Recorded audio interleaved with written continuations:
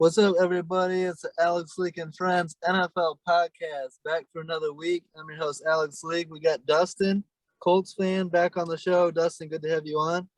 Yeah, thanks. Good to talk with you again. And then we got Tito, Raiders fan. Tito, good to have you back on the show. Yeah, thanks for having me, Alex. Yeah, this is going to be fun. An exciting week 12. The Thanksgiving games never disappoint. Gonna eat a lot of food and watch some good football. Let's start with the Bears-Lions. I picked the Bears to win this game with no Justin Fields, but I was not confident at all. I thought there was a good chance that we could give the Lions their first win of the season. Tito, when you look at the Lions, do you see same old Lions? Do you feel bad for them? What do you think of Dan Campbell? Was that the wrong hire? What do you think on the Lions? And it's very hard to really know about the Lions this year. I feel like you have to give them a few years. That roster is not very good. Yeah. Those receivers are not great. You might have something with Swift, but other than that, where can you really, see that it's a good player? Yeah. So I don't know. I don't know that we can judge Dan Campbell too much on this year.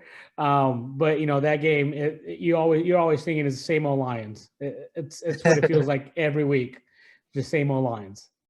Yeah, I mean, I agree. Swift, you could possibly throw Hawkinson in there. TJ Hawkinson as a up and coming star, but other than that, there's not a lot of talent. Jared Goff. What's your thoughts on Jared Goff? I mean, the talk this offseason was that there wasn't a huge difference between Stafford and Goff, and that Goff would come into Detroit and still do all right. He was still a decent quarterback. I didn't think so. I thought he was bad, and he's really showing it this year that Goff's not very good. Do you agree with that, or what do you think? Yeah, I don't know that I would agree. That one's a little hard too, because if you look at the receivers he had in LA versus the receivers he has now in Detroit, it's a very big difference. Yeah. Now, even with that said, he's played really bad. But if you would put any quarterback there, would they have a lot of success? Unless it's Aaron Rodgers, Tom Brady, what quarterback is going to have success with those receivers? So again, It's hard to judge him when you have such a bad roster. But I don't know that Jared Goff is the answer. He's definitely had some bad games that you can point at and be like, okay, yeah, you're not it. Yeah, exactly. And Dustin, did you see? So Josh Reynolds, who was with Goff for like 4 years with the Rams and was one of his best targets, he goes to the Titans. The Titans end up cutting him, and the Lions actually picked up Josh Reynolds, and he scores the opening touchdown of that game. That's actually a pretty smart move by Detroit to reunite Reynolds and Goff, at least for this year. Do you agree? Yeah, I agree. And to the point is, man, the Lions organization, I don't know, they just need to throw the whole thing away and restart. Well, what they're doing is, and Tito really did a good job of nailing on it, is they're not very talented, and I believe that's almost on purpose. Like, the Lions are actively trying to lose this year, I believe. And because when you have the worst record and higher draft picks, the rebuild goes faster, and you can get one of the top quarterbacks that comes out in the draft, ideally if you hit on the right pick. And so, honestly, I think you feel bad for Dan Campbell, because I think he's the fall guy. I think he's here for a year or two in Detroit, and then he's going to be gone once the new core comes in, once they actually have some talent. So I think Dan Campbell's just here to lose games. Do you agree? I mean, when he first signed, they seemed like they really were into him being head coach. So I don't know. I wouldn't say 2 years. I'd say give it about 3. And if he's still losing, then he's going to get, they're going to fire him. I just think I've seen that, it's not just lack of talent, and it's not just bad football. I don't think Dan Campbell's a good coach. I said it when they hired him. I didn't think it was the right hire. And you can see signs of it, like late in this game against the Bears when he takes a timeout on consecutive like on the same play, he takes 2 timeouts and it results in a 5-yard penalty. He just doesn't seem to have a great understanding. I don't think Dan Campbell is built to be an NFL head coach. He could be a coordinator or an assistant. There's just a lot wrong in Detroit right now, and that's why they're winless. What do you think on that, Tito? Do I make sense there, or am I being too harsh? Both things can be true again, because again, he's a first-year head coach. Again, like you mentioned, when they made the hire, did it really make sense? I mean, I don't know. You're almost setting this up guy to fail. Yeah. And again, I don't think that they're necessarily trying to lose on purpose. Again, what I mentioned earlier, I think the roster is so bad that if they get a win, it's going to be by luck. And it's not really going to be much what the head coach did. He definitely, and again, sort of with Goff, there you can point to games where this Thanksgiving game where he looks like he's out of his league as a coach. But there's other times where he's aggressive and he's making good decisions, and they're playing some good games, but then it all falls apart at the end. Yeah. So again, both things can be true. I think we have to give him another year, maybe even 3 years, like Dustin said. But it's going to take some time. And I think what you can't do in the NFL today, and what they continue to do, is just have a new coach every year just because one didn't. You got to give him time. You got to give him time. Especially, again, when you have such a bad roster, what's the coach really going to do? Yeah, and I think so. This is something that fans need to keep an eye on too. Is that it's like a game that they play in the NFL, where it's different between ownership and management than it is on the field. The long-term goal compared to the short-term trying to win the football game in front of you. I think what the Lions are doing is they purposefully didn't spend much money. They purposefully didn't bring in much talent. They there's not much to work with. So in that aspect, ownership and management is like mailing in the season, like trying to get a bad record.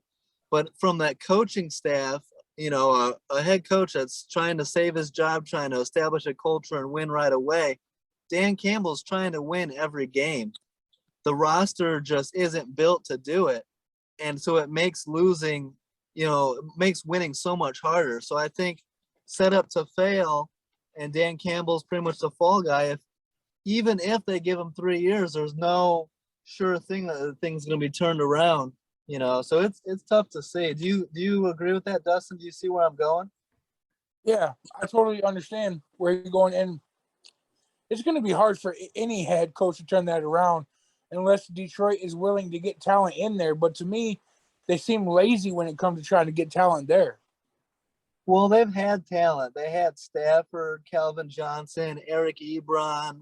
They brought in Reggie Bush at one point, Golden Tate, Donkey Kong Sue, Nick Fairley, Darius Slay, Quandre Diggs. You can go on and on. They've had talent.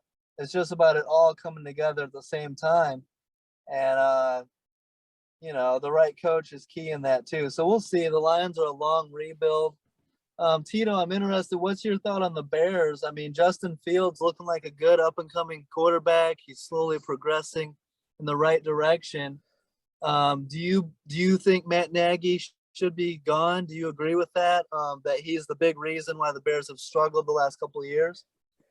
Yeah, I 100% agree with your takes that he should be fired, and he really should have been fired. We understand that the Bears don't tend to do that, but mid-season like that. But even then, I mean, to have such an inept offense every single week. I mean, come on. If you have a bad game here and there, okay, we get it. Defenses are good too in the NFL. But no matter the defense you're playing, to just have such a poor offense, it seems like they have no real idea of what they're trying to do. You have a great receiver like Allen Robinson. You have good running backs. But you don't know your own identity. And even with such good players like that, you still can't score the ball. It makes no sense. Yes. It makes no sense. It really, what are they doing? The Bears are okay. I think Justin Fields, when he's healthy, and once they have a real head coach, hopefully next year, that'll game plan for him, I think they can be much better. But Maggie just doesn't seem to to have an idea of what to do with Justin Fields, and I think that's hurting Justin Fields. Yeah, I agree 100%. And my biggest worry is that someone said on the radio out here in Seattle today, and they made a very good point, because the Seahawks are talking about possibly moving on from Pete Carroll. And what someone said is the easy part is firing the head coach. The easy part is coming to the understanding, like, look, this guy sucks. We got to move on. We got to get somebody else. The hard part is hiring the right head coach and not striking out again. It's so easy to hire another guy and it be the wrong hire. And then instead of 3 years of bad football, that goes to 6 years of bad football. And instead of one head coach hurting Justin Fields' development, suddenly you got two head coaches hurting his development. So it's tough. And do I trust the Bears ownership and management to hire the right guy? To be honest, no, I don't. And I'm worried. Dustin, am I being too what do you think on that? Am I being too down on the Bears, or what do you think? Well, I mean, right now, I don't blame you, but I'd say once they get a new head coach and it's the right man, then you should start having faith again. Well, I will. That the right guy is going to have to prove it to me. And, you know, there's some guys I like, whether it be Jim Harbaugh or Brian Dable or Greg Roman. Where was I going with this? But yeah, I mean, we'll have to see. It's got to be the right guy. And I mean, Tito, who do you think? Do you think a guy like Kellen Moore from Detroit could be a good head coach, or Byron Leftwich from Tampa Bay? Yeah, I think those would be good options. Byron Leftwich has proven he can run an offense. Like I said, Kellen Moore with the Cowboys. Yeah, I think he could really improve the offense as well. For a lot of years, Eric Bieniemy has been a name that's been out there. So Yeah. I think those would all be upgrades to Matt Nagy. And I think even you just need a fresh head coach, and sometimes that is what you need. And even though it might not be all the head coach, maybe the players gave up on him. They just know there's not the guy. And when you read reports that he's going to get fired every single year, you obviously don't have a lot of faith in this coach. So I think it's time to move on, have a fresh start with an offensive-minded coach, and see what he can do with Justin Fields. Now, Dustin, you had a really good suggestion the other night about who the Bears should hire, Justin Fields' college coach. And tell me why you think that would be a good hire. Well, I mean, he would help him develop even more, and they have chemistry together. And what better than to have the guy who coached you in college develop you in the NFL? And plus, I just think Ryan Day is a really good head coach. Yeah, I mean, I see, Tito, what do you think on that? Because I'm not a big fan of taking coaches out of college when they've been successful in college and bringing them to the pros and thinking that's just going to be a seamless transition. It's a different game between pros and college. Do you think that could be a smart hire by the Bears to go Ohio State coach Ryan Day? Yeah, I think if you have a lot of faith in Justin Fields and that he's your guy, and if you bring Justin Fields in and say, who would you want to pick? And he says the name Ryan Day, you have to take him seriously. Ryan Day has done a great job at Ohio State over the time that he's been there. So his track record speaks for itself. So Ryan Day, I think, would be a great option. That transition, like you said, jumping from college to the NFL, sometimes can be difficult. It doesn't really always work out, but in the last few years, we've seen that it can happen. Cliff Kingsbury, he's the latest example. So it can happen, and he's someone that knows Justin Fields and the plays that work for him. So I definitely think that's an option to consider. Yeah, my favorite option, I wanted your boy Jim Harbaugh, but he kind of ruined that all this past Saturday. Yeah, getting that win is going to keep him there for a little longer. I know that some Michigan fans want him gone too. I'm sure Michigan State fans are happy that he's there, but hey, he made it happen finally. Yeah, that's a big win in the snow, huge win, and a big Big Ten championship game coming up. That's going to be a lot of fun to watch. Go Iowa! Go Iowa! Let's go to your Raiders, Tito. I mean, you were pretty down on them after a couple tough losses. Who'd they lose to recently when you were down on Derek Carr the way the game ended? It was versus Cincinnati. When we Yeah, lost to the Bengals, he just looked out of sorts. He looks just disinterested, um, and so it was just upsetting. Even his pick when he was trying to throw Darren Waller, that was such a bad pass, so uncharacteristic for him.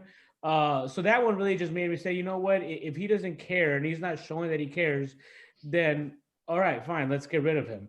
yeah, I'm a big Derek Carr supporter. If you see his game, the Cowboys versus Cincinnati, heck, even versus the Chiefs, his demeanor is very different.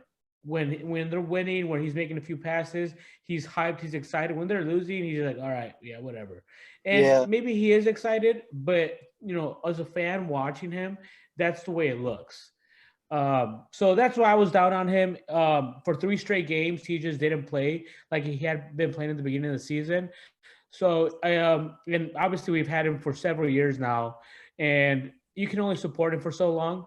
I still will always support the Raiders, and I think Derek Carr is a great quarterback, but he just wasn't getting the job done. And when you have great players like Darren Waller, when you have good receivers, I know we lost Ruggs, but we still have some good receivers. When you have good running back and a defense that holds its own, you gotta make it happen, man. yeah. And I agree with that. Like, it's easy sometimes as a fan to key into the body language of the quarterback and it like turn you off. It make you upset. Like you're over here watching the game and you're pissed because the team's losing. And when you see the quarterback kind of look disinterested or whatever, they can eat at you. And as a Bears fan with Jay Cutler here for a lot of years, we know that very well. The Jay Cutler body language is a big topic, and it is kind of like whatever attitude. But to his credit, Derek Carr brought it on Thanksgiving and beat up the Cowboys. I mean, it was a hell of a game. They won in the end, 36-33 in overtime. Dustin, real quick, what did you think of the Raiders' big win against the Cowboys on Thanksgiving? I mean, a lot of people were picking the Cowboys to win that and after a couple bad games from Vegas, but the Raiders really responded. Yeah, I mean, I thought it was a big win because Cowboys are a decent team, but I just want to say, off of what Tito said a little bit, do you think maybe what the Raiders have been going through that could be on Derek Carr's mind? I mean, they've been going through a lot as a whole organization. Yeah, a lot of drama, losing the head coach, losing the star wide receiver. Um, Tito, how do you feel about where the Raiders are right now? And that division is still wide open. Yeah, yeah. It's hard to say. It's hard to say. I do think that would happen with the Raiders hit Derek Carr very hard, especially John Gruden. Um, and I mean, obviously, even with the Henry Ruggs, knowing, you know, for thinking about Derek Carr as a person, and then knowing that he texted his friend Henry Ruggs that night, and then 3 hours later he gets into this terrible car accident. Yeah. He definitely felt it. He definitely felt it.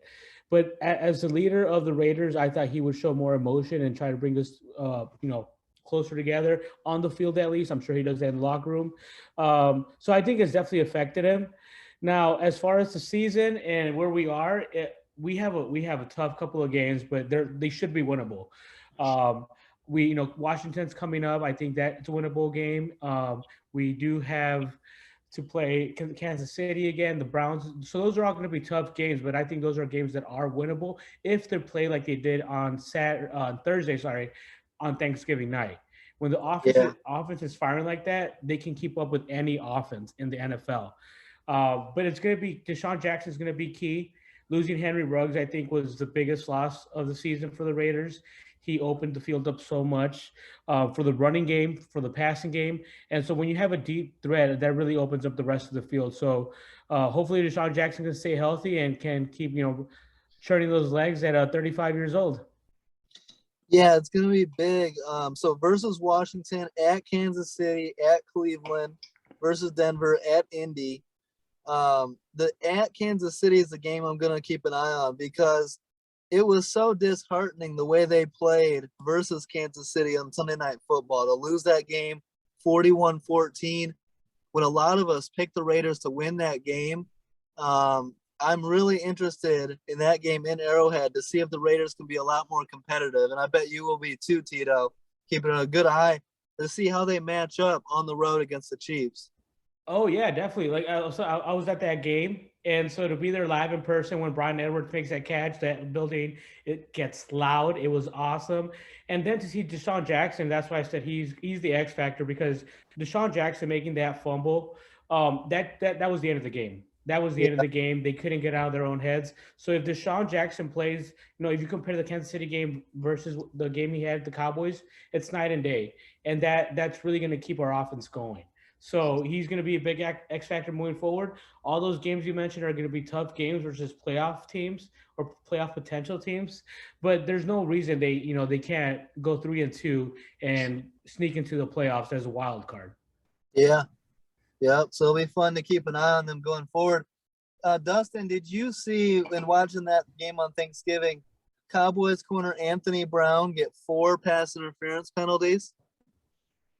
I believe I seen a couple of them. I couldn't believe he got 4 of them. I mean, there's the one in, I believe it was overtime. I was like, I don't know about that one. Tito, did you see all the pass interference calls? What did you think they were all legit?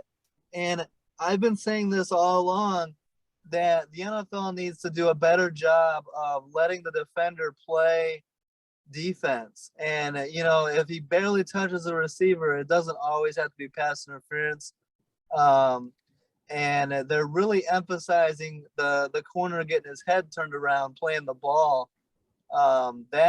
The rules there, along with I think they should get rid of the spot foul and make it a 15-yard penalty like in college. Do you agree with any of that?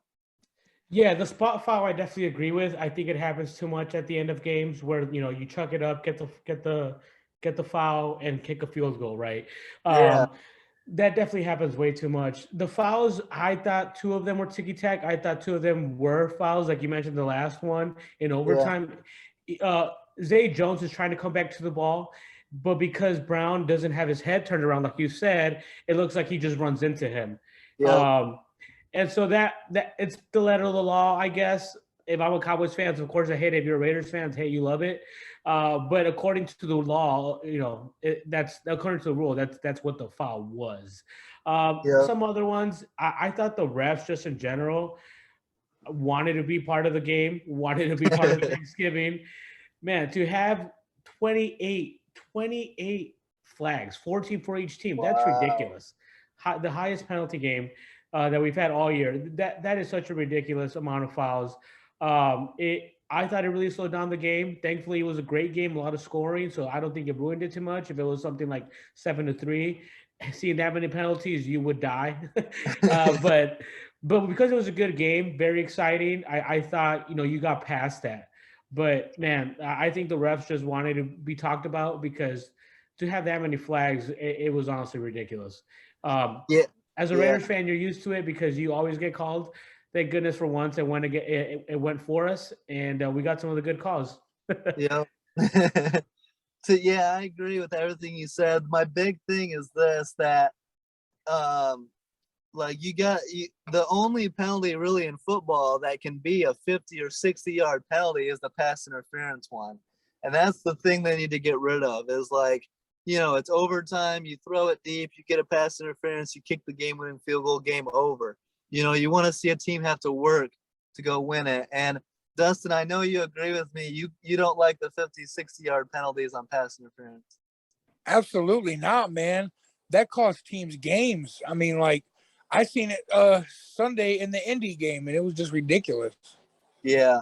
So hopefully, the officiating overall has been pretty terrible this year, and hopefully they get that cleaned up. Hopefully they stop emphasizing stuff just because they want to and start calling it the right way and making these games more fun to watch. I mean, you're going to hear me later on going off about the Monday Night Football, the way that game ended on a penalty. So let's go Bills Saints. The Bills crushed the Saints 31-6.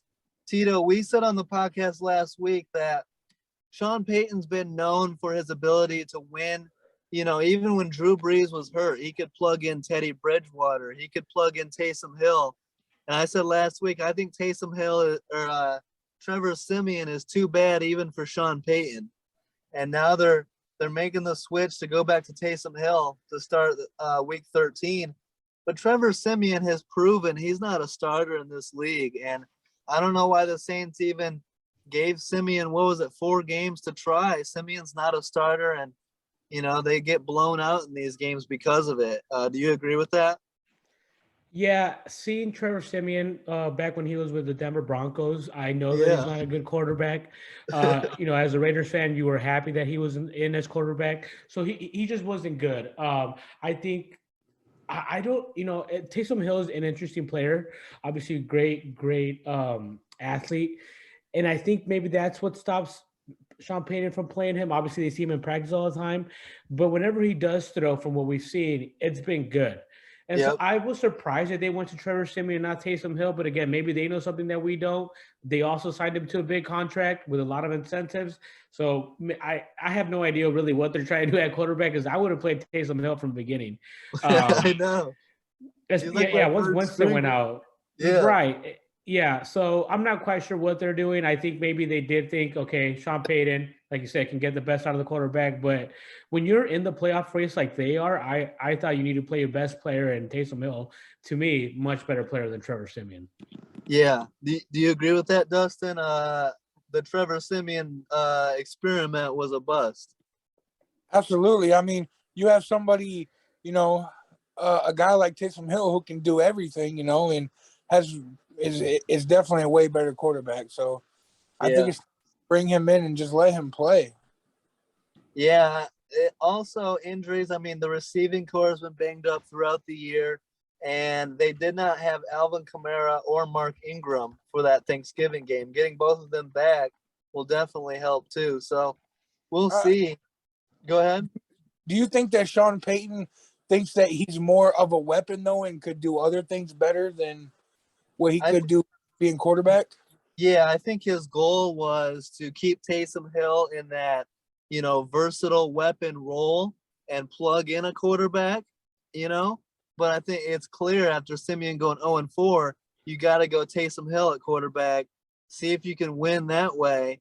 And, Siemian's just not good enough. And, Trevor Siemian wouldn't even be on my roster. So that's on the Saints. They signed Trevor Siemian. They're paying him. So they thought they could get more out of him. We've seen Trevor Siemian since back in 2013 or whatever that he wasn't any good, or 2015, something like that. So that's on the Saints for that, and we'll see if they can turn it around. Dustin, the Bills, a big bounce back win for them, and they got a huge game coming up on Monday Night Football, Week 13. They'll be hosting the Patriots, a half game split between the lead of the AFC East. Bills Patriots. The Patriots coming in on a 6-game winning streak. Buckle up for that one. That's going to be must-watch football next week. Yeah, that's going to be a great game to watch. And honestly, that win versus the Saints for the Bills was huge, because had they lost that game, I think that the Patriots are so good that division might have been out of hand. Yeah. Well, the key thing is they play the Patriots twice here in December. The winner of those 2 games is going to determine the winner of that division. Tito, what do you think of the AFC East? Bills and Patriots, they play twice here in December. Going to be 2 great games. Who do you think wins that division? Yeah, I'm going to have to go with the Patriots. The Patriots seem to be playing on fire right now. They seem to be playing, together as a cohesive unit. Their offense is hitting on all cylinders. The Bills, man, all out of sorts. I picked the Bills to make it out of the AFC East. Yeah. At the beginning of the season, they obviously started great, but man, some of these losses to some bad teams, it's just like, what are you doing? So you can't trust the Bills right now. When it comes to December, you're going to trust with a good team. You're going to trust Bill Belichick. So I'm going to have to go with the Patriots, and I think the Patriots will win both of those games. Absolutely. So I want to hear you guys' response to this. So I've heard people on Twitter say that coaching isn't as important as talent. Talent wins football games. Coaching, just helps. To me, I'm a big believer in the best coaches win. Talent, the coaches get the most out of talent. So when you look at the Bills and the Patriots, you've got Josh Allen, who I think is clearly the better quarterback than Mac Jones. He's been in the MVP talks this year. He's struggled a little bit recently, but he's a much more dangerous weapon than Mac Jones. But I believe the coaching, is proven. It's got so many championships proven in New England, better defense, better run game. So the Patriots, the better team, should beat the Bills. Where do you stand on that, Tito? Is it the better team and the better coaching, or is it the better quarterback? You know what I mean? Yeah. I think it's better coaching. I think it's better coaching. I do think that Josh Allen, in my opinion, is a better quarterback than Mac Jones. But if you were to stack them up, I think then you add Bill Belichick, you would take Bill Belichick and Mac Jones over, Josh Allen and their coach. So, yeah, I would go with coaching, especially in this matchup. You have to go with coaching and the experience and being there and having done it. The Patriots have owned that division, and I think now that they're playing this good, they're going to take the games and the division. Yeah. And what do you think, Dustin? Because another aspect of this is the Patriots have dominated the Bills for so long. They have owned this division since the early 2000s. They've kicked the Bills' ass for ever since the 90s. And here come the Bills with Josh Allen. They go on an AFC Championship game run last year. This is supposed to be their year, Super Bowl aspirations.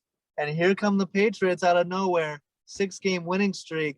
To me, all signs are pointing directly to the Patriots owning the Bills once again.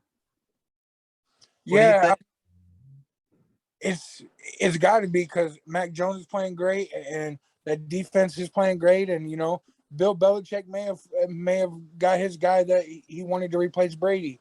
So if you're a Bills fan though, you got to be so amped up for these games. Like, man, just find a way to beat these Patriots. They've been it's like the Bears Packers. They've been your arch enemy, your arch rival for so long.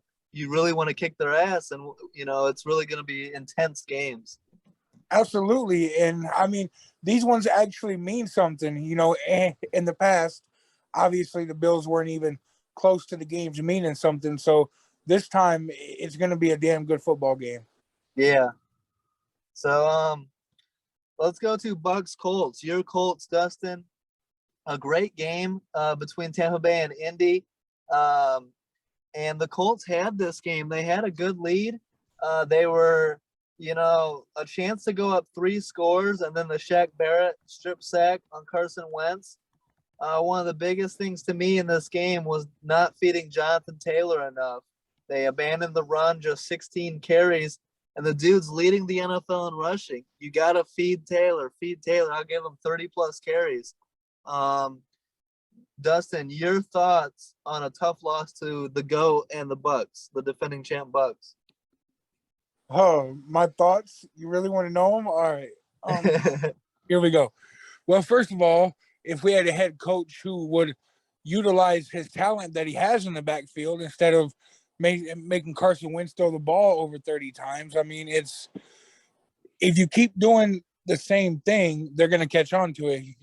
You've seen we were down by 1 score. I think it was 24-31, got the ball back, and didn't even pass on that one possession, drove it all the way down the field, running the football. Taylor was a beast on that drive. They marched right down the field for a touchdown. He would have been a beast the whole game. I mean, yeah, pass to open up the run. Just give the ball to your best player in critical conditions. Yeah. What do you think? What do you think, Tito? I mean, the Colts could have won that game. You got to feed Jonathan Taylor, right? Oh yeah, absolutely. Especially when you're playing a good defense like the Bucks, you got to keep him honest and keep him on the run. I get that Carson Wentz was throwing some dimes out there too. He had, but still, when you have that good of a running back, your running back should be your focal point. Derrick Henry for the Titans, he is the focal point when he's back there. It's not Tannehill, even with good receivers. So they just needed to give him the ball more. 16 carries is nothing. Yeah. especially for a back of that caliber. He should be getting at least 30 touches a game. What's your trust factor in Carson Wentz? If you're asking me, it's 2. Really? He is so prone to injury. I think he's going to get hurt before the end of the season. Um, I think that he's in his head too because of his injuries, and Yeah. so I just don't know that he's really gonna be there Well, for the let's rest of the say season. Even if they make the playoffs, I think he'll miss a playoff game. That's how much injury prone he is. he is, but let's say this. Let's say that he stays healthy. Let's say he's good to go. Do you trust him physically to get it done throwing the ball? In like big I don't. pressure moments, you know what I mean? Yeah. No, I wouldn't trust him. No, I wouldn't trust him. I think I'd rather still hand the ball off to Taylor before I would trust him to make a big play. Yeah. What do you think on that, Dustin? I mean, Reich needs to really, build that offense around Taylor. You got a great offensive line. Feed Taylor, play off of it. Play action rollouts for Wentz. Get him in space where he can either run or throw it. Stuff like that. What do you think? Yeah, I mean, I agree. Give the ball to your playmaker. And, Yeah. I mean, what he said is, I hope Wentz don't get hurt. I mean, I don't like him that much, but he's all we got. We kind of need him. But, yeah, just the screen passes work. I mean, that's what was killing Buffalo and a lot of other teams this season is when you get Jonathan Taylor out in space because nobody, most of the time, on the field can catch him. Yep, Taylor and Hines is a damn good screen catcher as well. Yeah, Hines. Yep. So you play at Texans next week. That's a very winnable game. You got to, take care of business, win that game. Then the bye week, and then that's where it heats up. You got versus Patriots, at Cardinals versus Raiders. Very 3 important games for, you got to show out. The Cardinals is beatable, I think. New England's tough, and versus Raiders is beatable but tough as well. Yeah, I mean, those 3 games are gonna decide if the Colts make the playoffs or not. Yeah, it's gonna be a fun stretch. How do you feel, Tito, about the game? At Colts coming down the stretch. That's gonna be a big game for you guys. Oh yeah, that's going to decide, I think, the season for the Raiders. That game in particular, they're not a very good run defense, so that does scare me. I think if they do try to pass a lot, I think the Raiders can beat them because we have a good defensive front with Crosby and Ngwake. So I think we'll get to the quarterback if they try to make him a pocket passer. But if you're handing off to Jonathan Taylor, I do think we would be beat because we are not a good run defense. But again, it depends on the game plan that Reich's going to follow. Are you going to trust Carson Wentz and make him a pocket passer, or are you going to, give it to your running backs and let them do the work? It'll depend on that, in my opinion. I hate to say it, Dustin, but Reich has been giving me some Nagy vibes of late. I don't trust Frank Reich for the long haul. You can't go that low now. I mean, I was there. I was there live like 3-4 years ago when it was Frank Reich was a rookie head coach and it was Colts Texans, and Reich decided to go for it in overtime on 4th down and gave up the loss instead of punting it and going for the tie.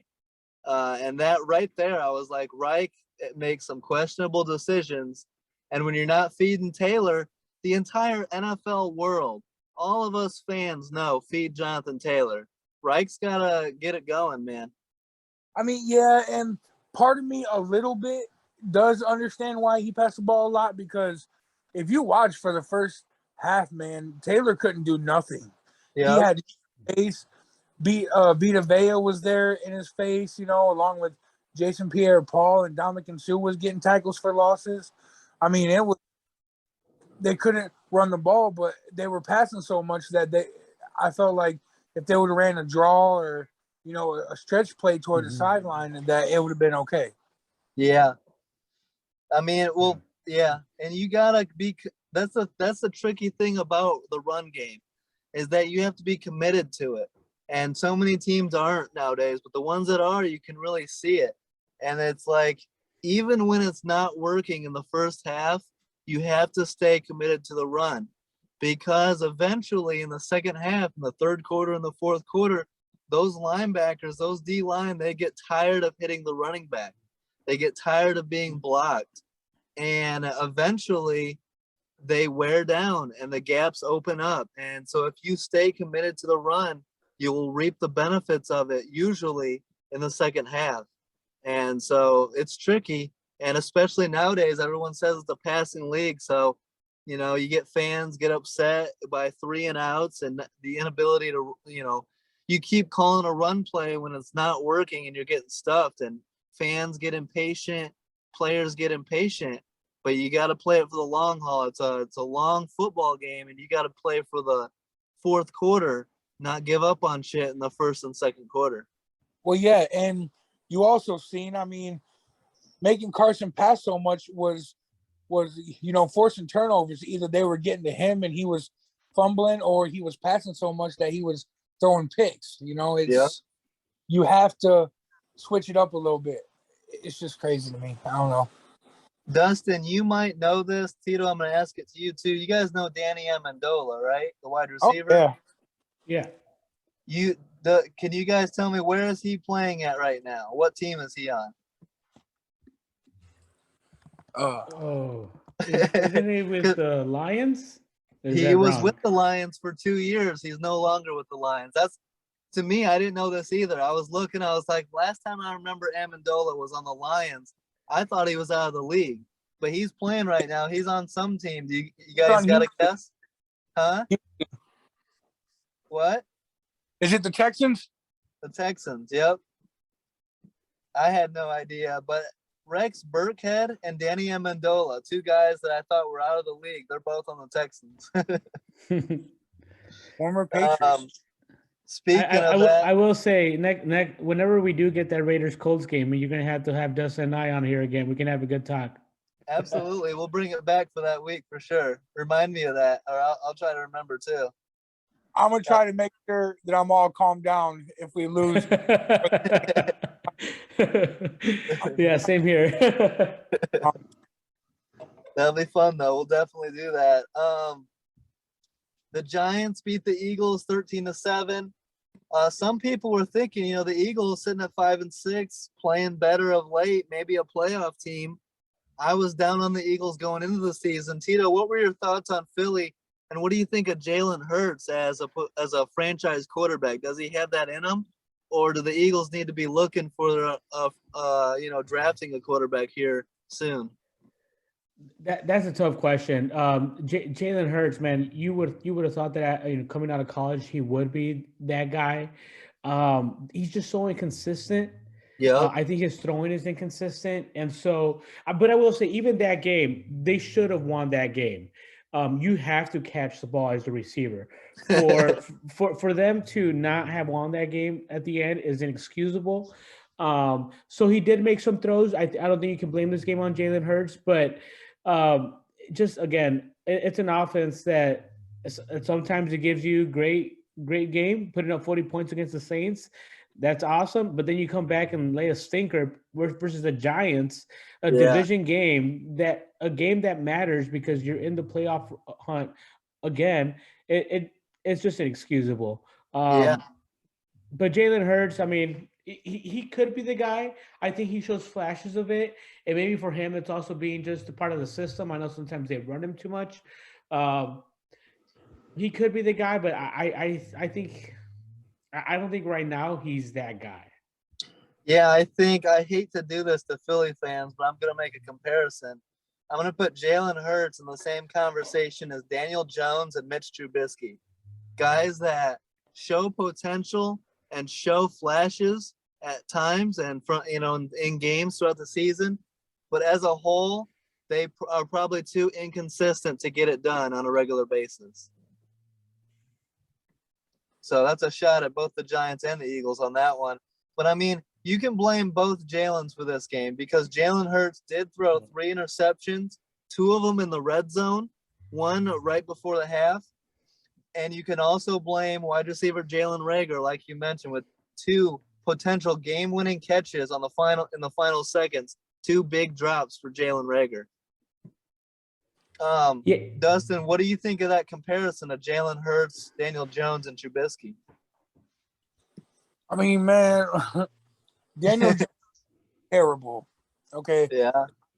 I would take Jalen Hurts over him all day long. And Trubisky just wasn't in the right system. So, I mean, I'm going to disagree with your comparison. Wow. So you got Daniel Jones as much worse than both those guys. Yeah. Man. So, Tito, do you agree? Go ahead, Dustin. I mean, the guy just turns the ball over almost every game, man. It's ridiculous. Well, do you agree, Tito? Is Daniel Jones that bad? Do the Giants need to replace him like ASAP? Yeah, if you would have asked me that question about, the first question you asked me about football, Jalen Hurts with team about Daniel Jones, I would have said I don't think Daniel Jones is that guy. Wow. I've seen more from Jalen Hurts that says, okay, he could be that guy. I've seen nothing from Daniel Jones that says, okay, I could be that guy. Well, a few games, but his games are really, in my opinion, you can count him on a hand which games have been good over his, career. I get that he's been hurt, but still, there's nothing saying to me, yeah, Daniel Jones is that guy. Let's extend him and let's keep him under contract. Not at all. Once his contract expires, he's gonna be the same boat as Trubisky and go be a backup somewhere and hope to get another chance. That's crazy, man. And to think that he was the Manning protege, like Archie Manning, Peyton and Eli, they were all backing Daniel Jones, saying he was the guy in New York, and it has not worked out at all. Maybe it has something to do with the play callers. He's had Jason Garrett for a couple of years, and now he's got Freddie Kitchens as his offensive play callers, but you can't turn the ball over like he's done. Yeah, and I mean, first of all, poor guy to have those guys as offensive coordinators. I feel bad for him. As the thing is, like, so if you look at like Trubisky and certain guys, the play caller matters too, and you got to have the right play caller, for it to be successful. So. Yeah, and I think Tannehill is a good example of that. I mean, when he was in Miami, terrible, and then he was in Tennessee. He's a backup for a few years, comes in and he's playing good. And I think where you get drafted and the system you're in does matter a lot. The coach matters a lot. So I think Daniel Jones could be one of those guys that when he moves, he's going to be good, or he might have another chance to be good. Right now, he's definitely not good. Yeah, I think you can look at Daniel Jones kind of in the same as Trubisky is like, maybe they'll get another shot somewhere else with a different play caller. Like maybe the story hasn't been written on them yet, but, we'll see. I mean, hey, as much as you talk about Trubisky, he did take the Bears to the playoffs, man, and you can never forget that. I mean, he's not that bad of a player, and I think he could probably start for a team who needs a quarterback. He'll get an opportunity, and he's shown flashes like he had great games last year, even against the Texans and against the Jaguars. But you got to do it when it counts. You got to go beat the Packers, win with the season on the line. You got to go beat the Saints in the playoffs. Those are the games that you get paid the big money to go win. And I just don't think that Hurts, Trubisky, or Daniel Jones have that in them. You know what I mean? But then again, does Stafford have that in him? So. And I will say one thing to defend Jalen Hurts really quick is that even though he threw those interceptions, he was still there at the end to almost win the game. And that is when your receivers do matter. If you think about Lamar Jackson, he threw the same thing. He threw a ton of picks Sunday Night Football, but he was there at the end to win the game, but he actually won it. So maybe if the Eagles win this game, if Jalen Reagor catches that ball, we're looking at this game differently, and we're looking at Jalen Hurts differently, and we're saying, hey, 3 straight wins. Versus, hey, he dropped the ball, and now we're asking ourselves, okay, is Jalen Hurts really that guy? Yep. Who's that? Yeah, is there something in the water in Philly where they can't catch passes? What was it, Nelson Aguilar? Nelson Aguilar. And now you got Jalen Reagor. Like, what the hell? This is just a theory of mine. I do think that some players succumb to the pressure of the city they're in. A city like Daniel Jones in New York with the Giants, I think in my opinion. Sometimes the pressure does get to you. Same thing with Philly, where those fans are ruthless. The pressure does get to you. I think that there's something to do with that. Same thing with Zach Wilson in with the Jets. I think there's something to do with that. Again, that's just my opinion. I think that I happens agree to receivers. 100%. It all matters, and you can't. A lot of people like to look at these players as robots and stat machines instead of realizing these are human beings. And sometimes the pressure bursts pipes. Sometimes the pressure causes mental mistakes. And I think we could be seeing some of that with Stafford in LA, the bright lights of LA, coming from Detroit where there wasn't a lot of pressure to succeed. Now in LA, it's like you got to perform every week. Mm-hmm. Yep. So, let me know. You got what? You have like 10, 15 more minutes, Tito, or are you about ready to get off? Yeah, Okay. I'll do another game. Okay. Well, if you're gonna do one more game, let's do If you don't mind me. Oh, okay. Go ahead. We can do that one. That one's a good game. Well, do you have one in particular you want to talk? I was gonna pick the Broncos and Chargers just because Okay, yeah, because that's your division. Yeah. Let's do that one. All right. So yeah, I mean the Broncos stunned the Chargers in Mile High 28-13. Both teams now sitting at 6-5 in a very competitive AFC West. First of all, Tito, what's your thoughts on Justin Herbert? He's been getting a lot of praise and being compared to Mahomes earlier in the year as being, needs to be put in the MVP talks and, as a stud quarterback. Now he's struggling a little bit. What do you think of the Broncos and Chargers in this game? Denver with a big win.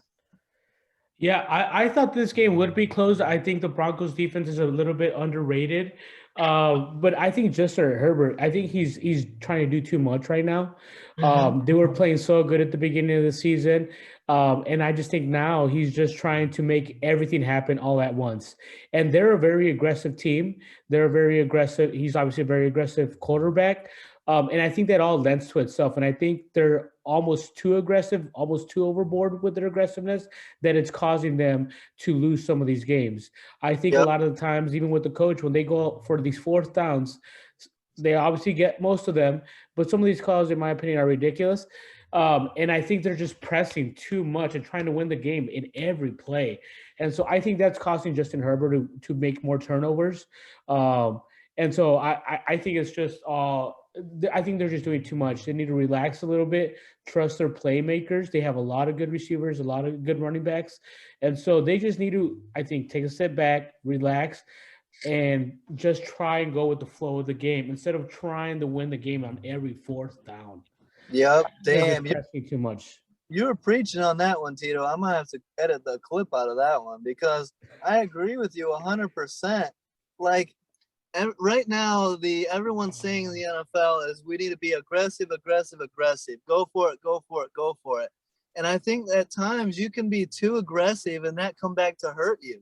And it's done that for the Chargers the last couple of weeks. The Chargers had a big-ass lead on the Steelers 2 weeks ago and almost blew that game. And they need to, calm down a little bit. The analytics people say you got to be aggressive almost every time. Go for it on fourth down. Go for the 2-point conversion constantly. And, it's a long football game. And something a smart player, Mark Schlereth, said recently, he said, more games are lost than are won. More games, your opponent makes a mistake that will cost them the game than you outperforming them to go win the game. And so you need to look, these teams need to look at it like it's a long game and play the patient approach instead of, like you said, exactly trying to win the game on every big play. That's fire right there. You're preaching. What do you think on that, Dustin? Yeah, I mean, I experienced that a lot in Indy, with Frank Reich thinks every time it's 4th and 5, you got to go for it. So, or thinking it's okay to go for a 2-point conversion when you have a kicker who, is automatic. So, yeah, I mean, Washington almost blew a game last night to Seattle because of the same thing. going for it when you don't need to. You kick a field goal there, and it's a 2-score game, and it's about over. Can I I say agree. something about Yeah, Denver? yeah. Man, I feel like if they can get a good quarterback, I think they could be a team not to mess around with. Oh yeah. You know who's really coming on too is that rookie running back Javonte Williams. Or is Yeah, that his? Yeah, out of North Carolina.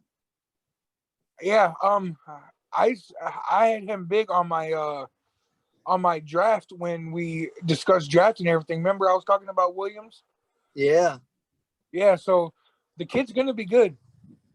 What do you think, Tito? How's that division looking to you? I mean, this game, both teams sit at 6-5 now. Who scares you more, the Broncos, the Chargers, or your Raiders? And can the Raiders get a wild card here?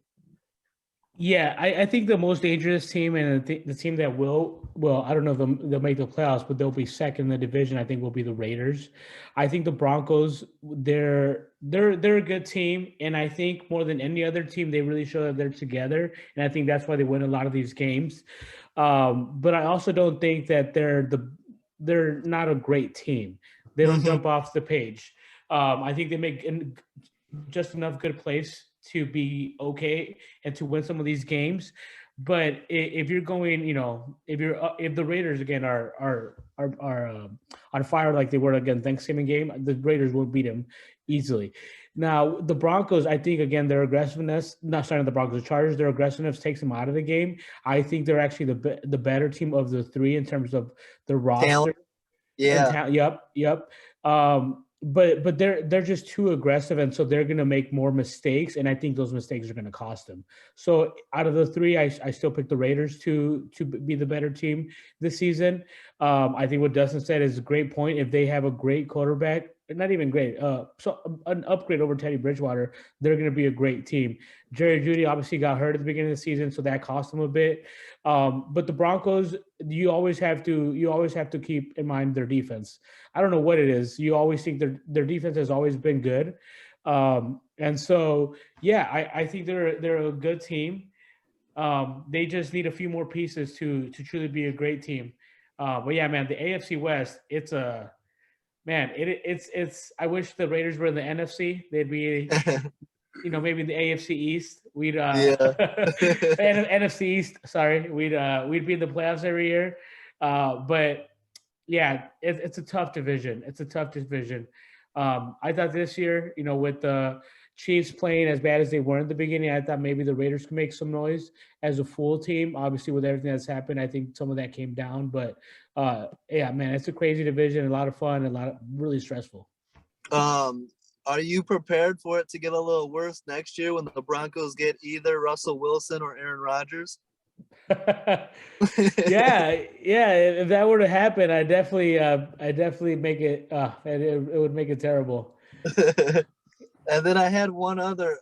Do you have any eyes set on who the Raiders head coach should be next year? I know it's early, but any ideas? Go ahead, Yeah, Dustin. I think you were going to say something. Kellen Moore, something like that. Dustin, do you have something to say? No. Oh, what do you think, Tito? I really haven't thought of it much. To be honest, I like Greg Olson, our offensive coordinator. I think he's aggressive enough. I think Rich Bisaccia, he's a nice guy. From everything I read about him, he seems like a great guy. But he just doesn't seem to be a true leader and get the team motivated. That's just my opinion. He might be. I don't know him, but from what I read, that's will be my take. So I like Greg Olson just because he has the familiarity with Derek Carr. Just for that reason, I would want to keep him because Derek Carr has had almost 4 or 5 head coaches in his 8 years, and it's like we finally with John Gruden we were going to get a long-term coach. Yeah, that stability. I think we need the stability. I think Derek Carr, as a player, needs that stability instead of going to a new offense again. So in my opinion, I think Greg Olson would be a good option. But I doubt we're going to go that way, and they probably want to make a splashy hire. But that would be my personal pick, just for the stability and the continuance in the same offense. Yeah, and maybe they can go a splashy higher and keep a very similar, offense. It's gonna be interesting what direction they go. But you give them, I mean, the team is not far off. They've got a lot of talent. It's just about everything clicking together, and they can go on a playoff run and win a game or two, maybe go deep into the playoffs. So, Yeah, you know, and I really thought this was their year to make it a deep playoff run. The last yeah, few years they've started off hot, got cold at the end, and obviously not made it. But I thought this year, being in third year, actually might even be the fourth year in John Gruden's system. And now that we had all our players, this was the year to do it. Again, unfortunate what's happened there in Las Vegas, but it is what it is, and whatever square, whether it be 1, 2, or 3 that we're back to, they got to regroup and get it together.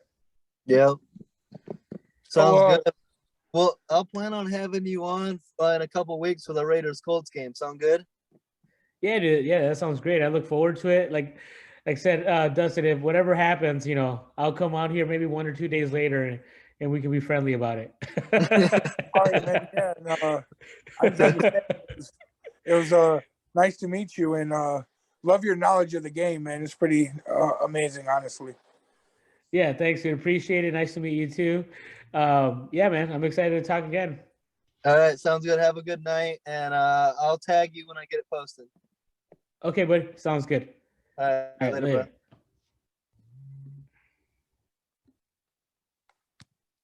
All right, Dustin, you ready to finish this up? Yeah. All right. All right. So, Dolphins blow out the Panthers 33-10. Dolphins extend their winning streak to 4 games. Where did these Dolphins come from? They look dead in the water. Now all of a sudden 4 straight wins. Tua had a great game. Only 4 incompletions. Their defense is balling out. I know they're pretty far back. I mean, I don't think the Dolphins are making the playoffs. They're 5-7. But 9-8, something like that.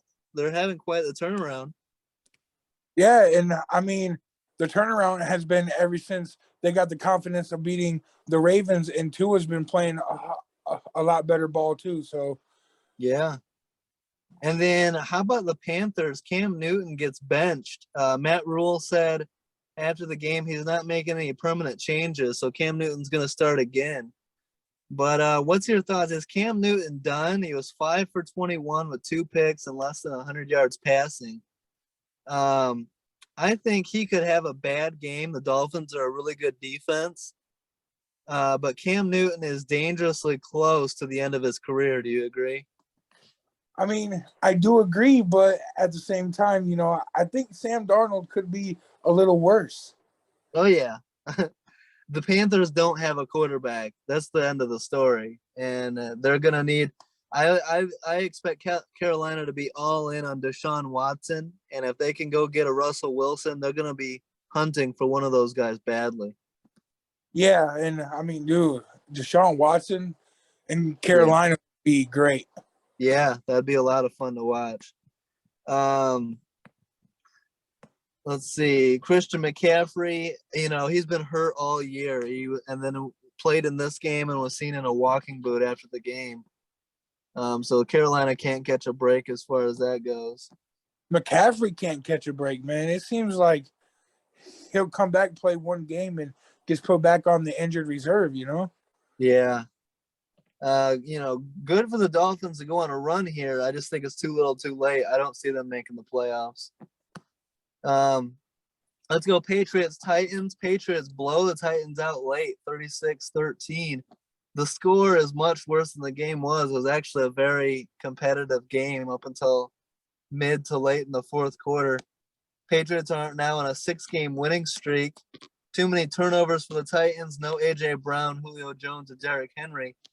But the Titans should be getting these guys back at some point. And then you see both running backs, Dontrell Hilliard and Deontay Foreman, who we talked about on the podcast last week.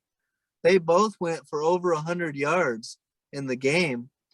So the Titans are very run efficient. It doesn't seem to matter who they got, whether it's Adrian Peterson, Derrick Henry, they're going to run the ball. What do you think of the Titans?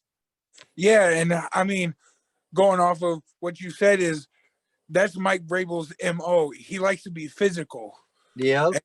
And being, running the football is what he likes to do over passing it.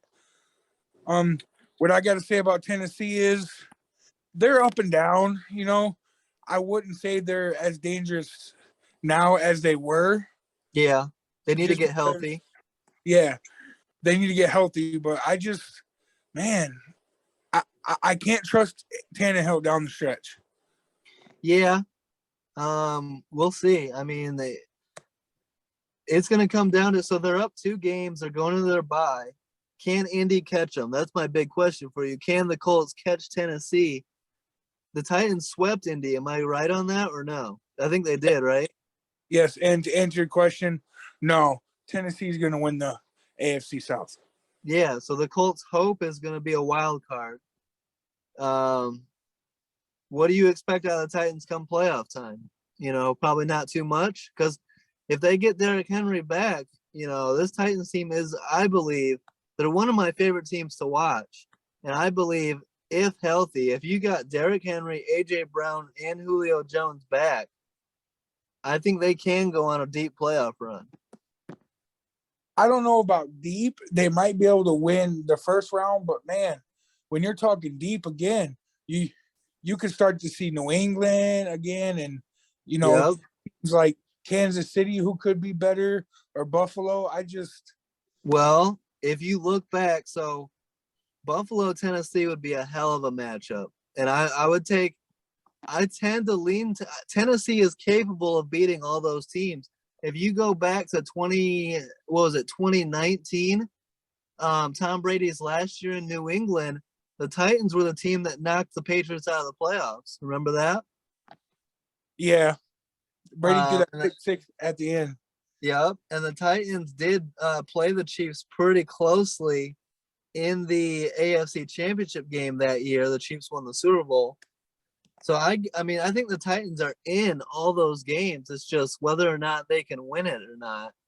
So it'll be interesting watching the Titans here the rest of this year. Yeah, and I mean, again, I'm going off of it depends on if Derrick Henry's back or not. That's the heart and soul of the Titans. I'm pretty much banking on him being back.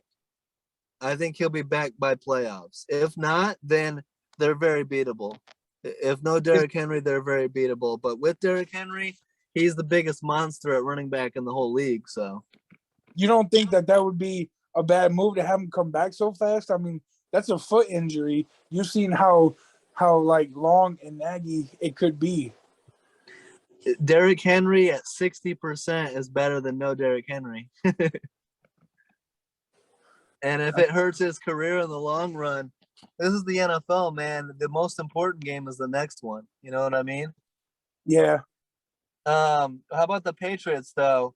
Patriots 6-game winning streak. The score says they blew out the Titans. Big ass game against the Bills next. I mean, I'm picking Patriots next week. How about you? Over the Bills? As much as I want the Patriots to lose, I just don't see them Josh Allen being able to do much on their defense. Yeah. It's gonna be so much fun to watch. But I mean, like we've talked before, it's starting to get into December, so we're gonna have to see what Jones is gonna be able to do with the pressure on him. Man, the Patriots taking a 6-game winning streak into December is the scariest thing in the NFL, bro. 100%. You have to say right now, New England, man, they are contenders. Bucks Patriots Super Bowl. Dude, I'm leaning towards that. If you were to tell me right now that it's Patriots Chiefs AFC Championship game, I am all in on New England, bro. All in. You think AFC Championship game with the shot to go to the Super Bowl on the line that the Patriots be able to slow down Patrick Mahomes? Dude. What? Okay, so Todd Bowles and the Bucks slowed down Patrick Mahomes in that offense. Bill Belichick would do a number on him, bro. The Chiefs might not score 20 points. Yeah, but in the Super Bowl, the Chiefs were down, what, 3 offensive linemen?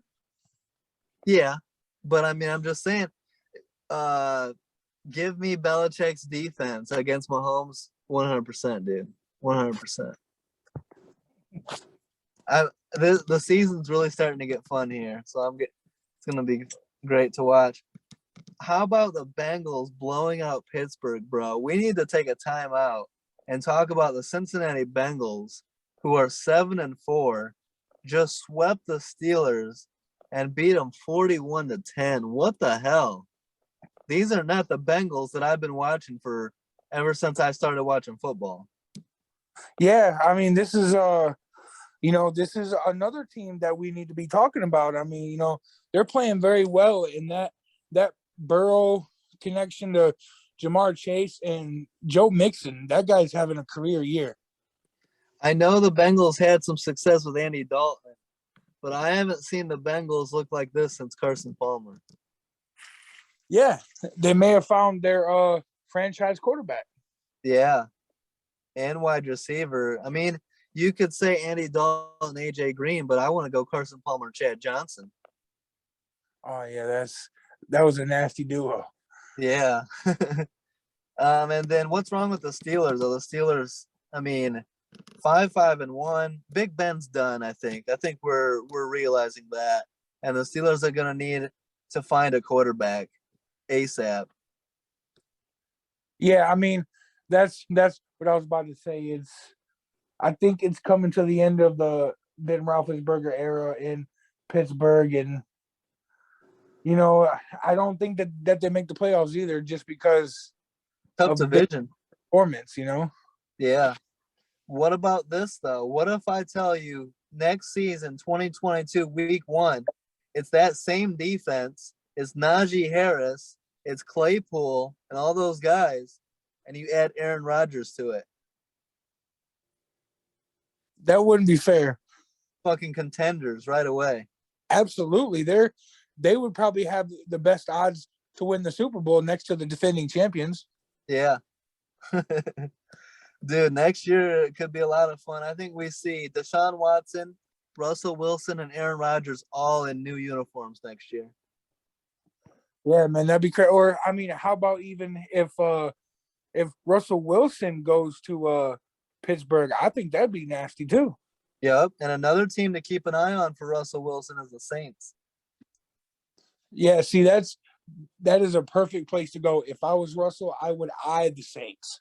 Yeah, I agree.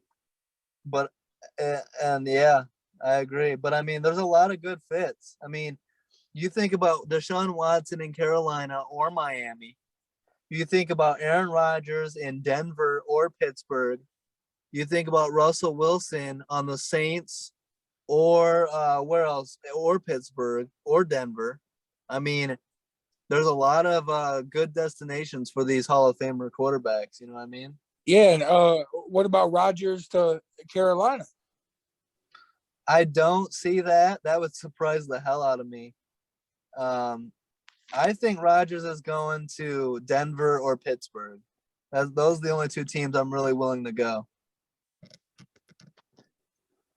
Watson. I like it. Yeah, Watson to Carolina, though, would make a lot of sense. I know Watson wants to go to Miami, but I don't know. That'll be very interesting, too. And Carolina needs a quarterback. How do you feel about this? I've been hearing about a possible trade in the offseason with the Eagles just go ahead and give up Jalen Hurts for Russell Wilson. Yeah, you got to consider the Eagles in there, too. For Russell Wilson, for Deshaun Watson. Absolutely. But maybe they're coming around to Jalen Hurts. Maybe the Eagles are higher on Jalen Hurts than we are. I don't know. Yeah, but I mean, if you had a chance to take Russell Wilson, would you turn it down? Well, another thing to keep an eye on is how good has Russell Wilson looked this year since the injury. Now, I think that he can get it back after a full offseason, but he hasn't looked very good recently. Yeah, and plus, I just don't think he cares to be in Seattle. I mean, if you listen to his press conferences, he doesn't want to be there.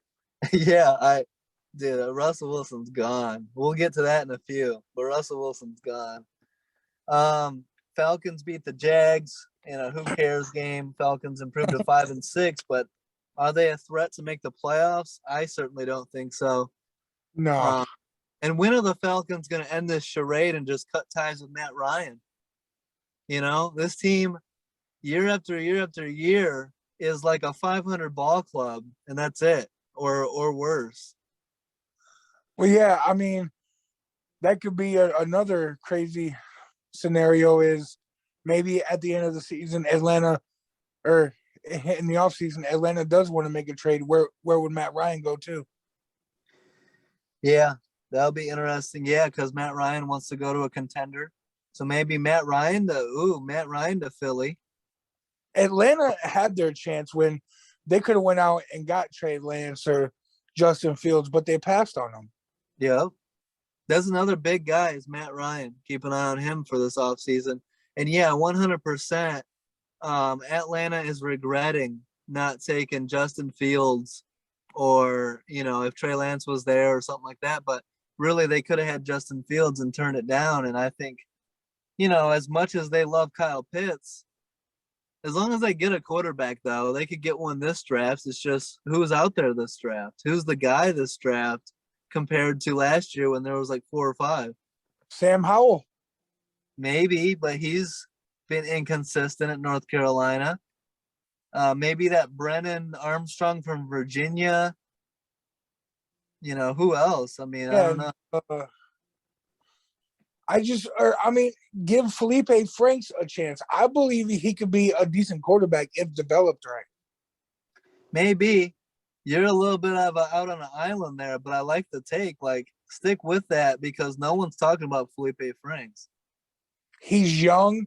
Hand the team over to him. Develop for a year. Yeah. For all you got to do is give him 1 year. If he sucks, then get someone else. You know what I mean? Yeah, and I mean that is what I think would be best for Atlanta. Maybe we'll see him here towards the end of the year at some point.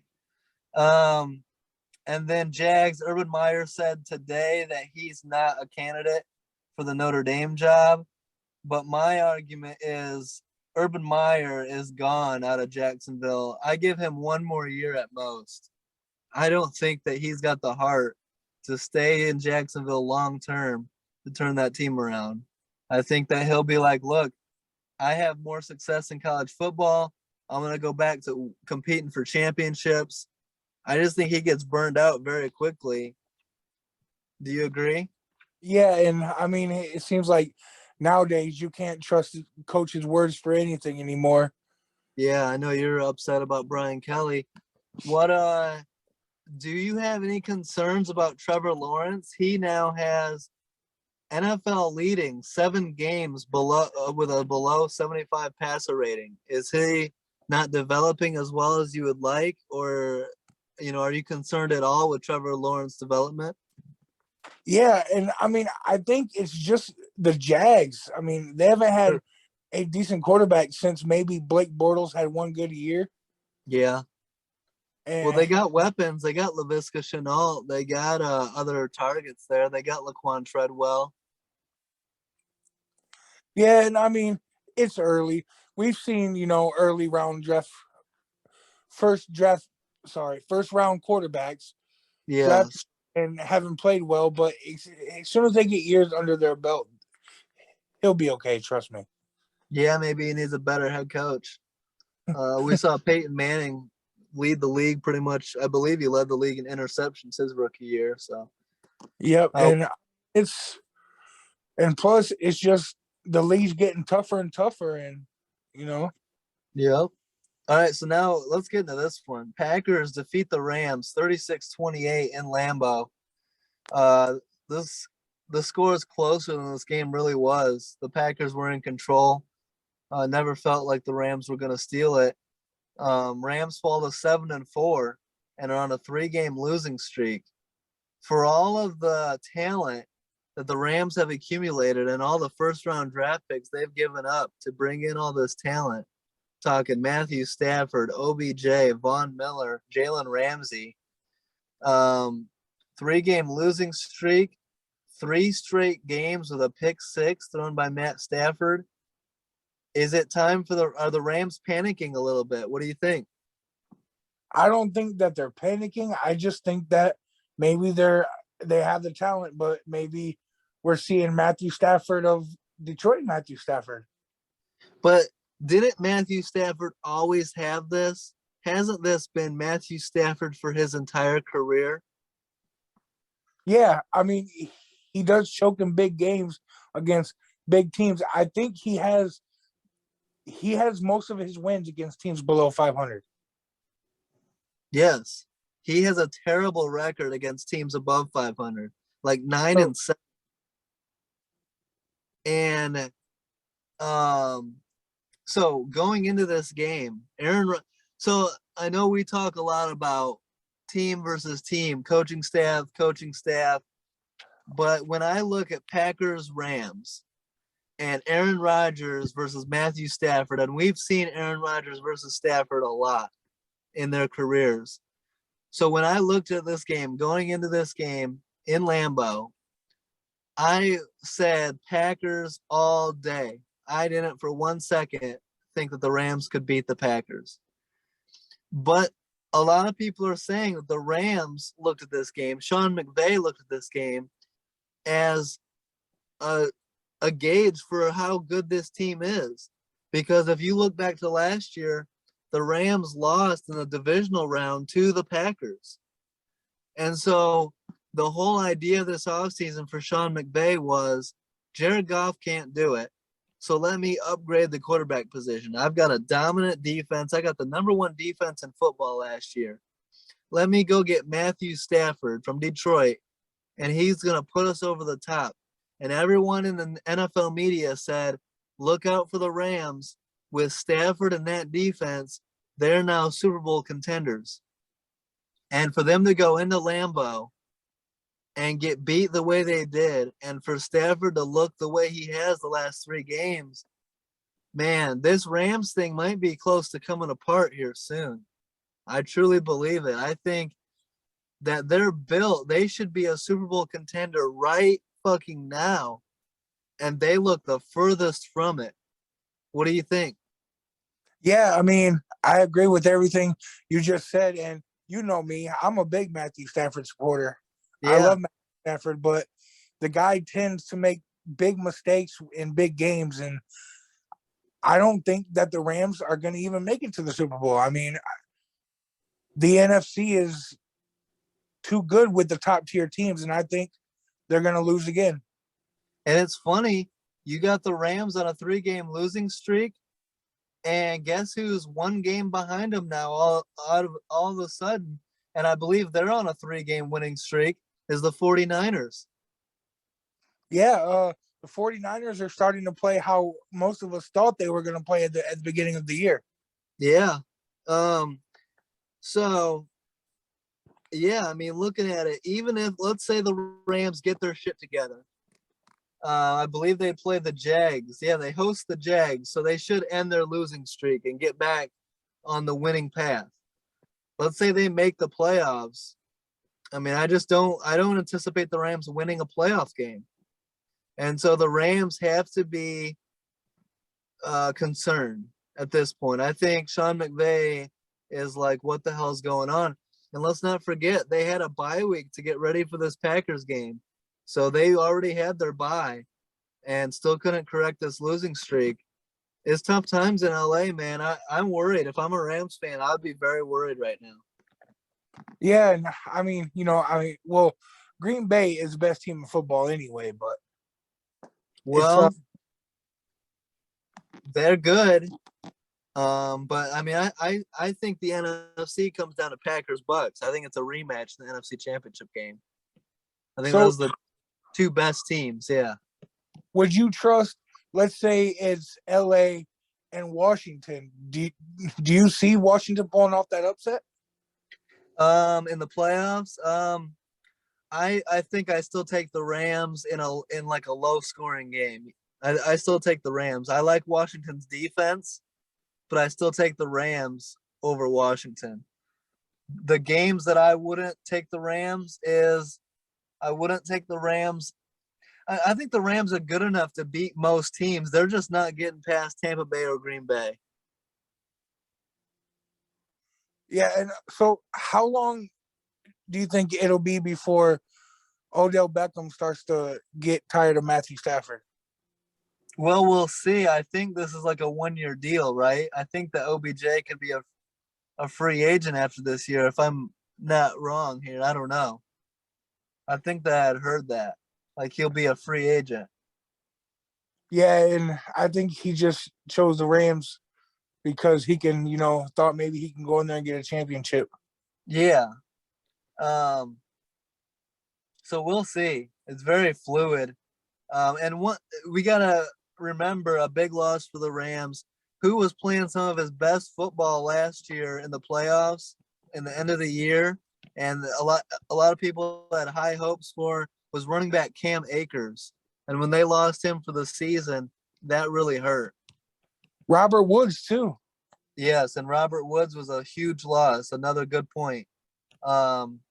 So if the Rams season ends badly, I think they'll run it back one more year with the belief that if they get back Cam Akers and Robert Woods, they can make another run at it. But this is not a good look for the quote unquote genius Sean McVay. He needs to turn this ship around. This is right now, at this moment, this is the biggest test in his NFL head coaching career for Sean McVay to turn this loaded roster, turn this team around.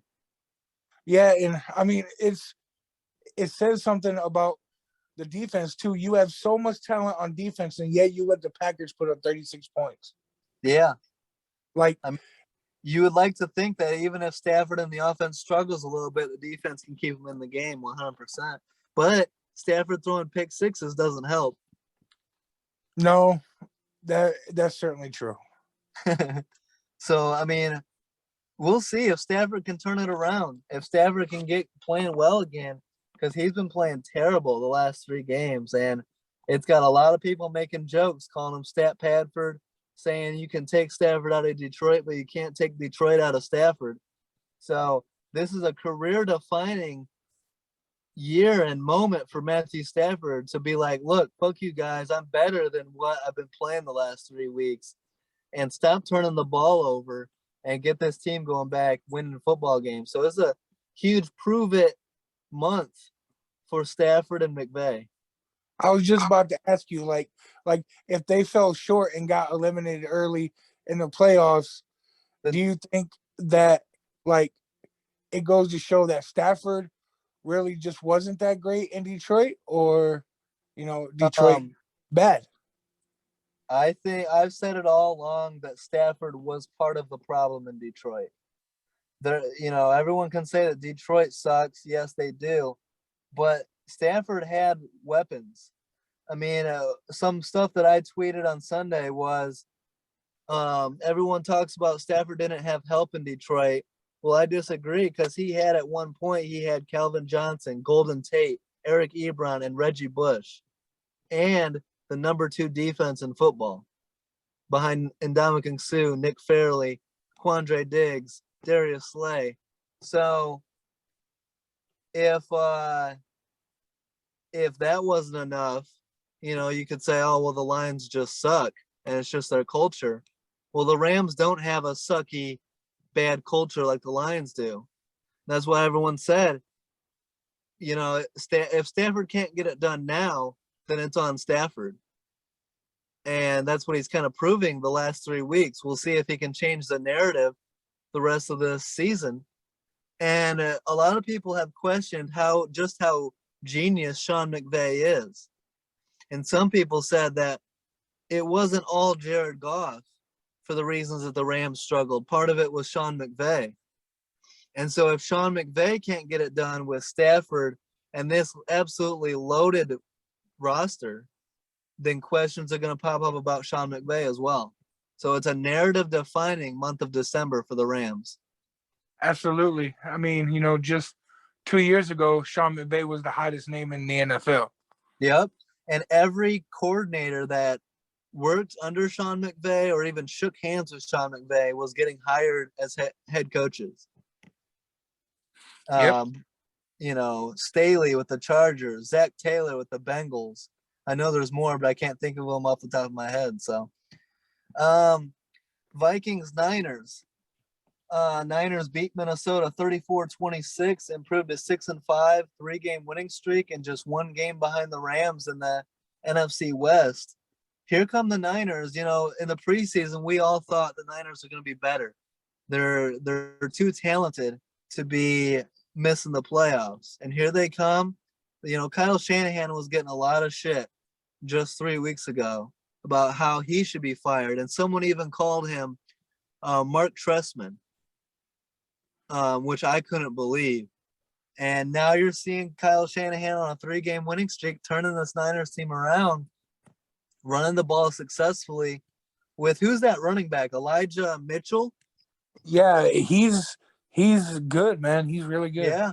Yeah. And so, after losing Mostert, they plug in this guy and are doing just fine. So what do you think of the Niners here? Maybe they'll make the playoffs and go on a little bit of a run. Maybe here's a matchup. What if it's Niners Rams in the playoffs? I think I'd pick the Niners. Really? Yeah. Wow. Okay. How I see it as, I think the Niners, they're starting to play how we all thought that they would, and that's because I think they found an identity. Yep. They are starting to play win defense, protect the ball. Yeah. Yeah, they're starting to win because they have a good run game, and I don't think at the beginning of the season they didn't realize that. Yeah, and whenever the Niners are good, it's built on the running game, and it's not just the running backs; it's the wide receivers too. Yeah, and I mean, the Niners could be dangerous, but I mean, it's hard to say. Well, the Niners are this dangerous. They're good enough to make the playoffs as a wild card and upset somebody and get 1 win, but they're not good enough to go to the NFC Championship game. I don't think. They're not going to beat the Packers. They're not going to beat the Bucks. I don't think. Okay, so what is your take on Minnesota now? Are you still high on them, or did you change your mind after they got beat by the? Well, this was a tough loss. This was a huge game because it was 2 5-5 ball clubs, and the winner, Minnesota coming off of beating Green Bay, and I still like Minnesota. I do. I think that, and it sucks that Dalvin Cook got hurt again, and he was feared to have a torn labrum. Mike Zimmer comes out today and says he did not tear his labrum and that he's day to day. He might miss a week or two, but as long as they have a healthy Dalvin Cook and can sneak into the playoffs, the Niners and Vikings are very similar in that they could always sneak into the playoffs and upset somebody. Neither are contenders, but they're both good teams, in my opinion. Yeah, I mean, I just think that I would trust the Niners more in the playoffs than I would the Vikings. Well, based off what we saw on Sunday, yeah. And I agree. But I think the Vikings are good enough that if they do sneak in and are healthy, they could. I mean, Justin Jefferson, Adam Thielen, Dalvin Cook, Alexander Madison, the talent is there. So that even if the Vikings make the playoffs at 9-8 and have to go to Arizona, I'm telling you right now, I'm picking the Vikings to beat the Cardinals. Oh man, Cardinals. I know that, but you're like, what the hell? I mean, all right, Jimmy G or Kirk Cousins if it came down to it. Kirk Cousins. Ooh. Yeah. Even though Jimmy took him to the Super Bowl? Yeah, but Jimmy G, the only reason they went to the Super Bowl was that defense in the running game. Kirk Cousins is the same way, defense and running game, but Kirk Cousins has more weapons. Adam Thielen and Justin Jefferson are elite, and Dalvin Cook's elite. Deebo Samuel's been playing some damn good football. He's damn good, and George Kittle. But I like the Vikings' weapons better than I like the Niners' weapons. I can see what you mean by that. But I mean, they're very similar. They're very close. Let's see here. Ravens. Okay, so let's move on to Sunday Night Football. The Ravens win a sloppy game over the Browns, 16-10. Browns fall to 6-6. Ravens improve to the best record in the AFC at 8-3. You know, I know it's a sloppy win. Lamar Jackson throws 4 picks and the Ravens still win. But at 8-3, the Ravens record indicates that they're Super Bowl contenders. Do you look at the Ravens and think Super Bowl contender? Oh, that's a tough question. I mean, I think that they definitely have the team to do it, but I feel like, you know, we kind of got to see it, right?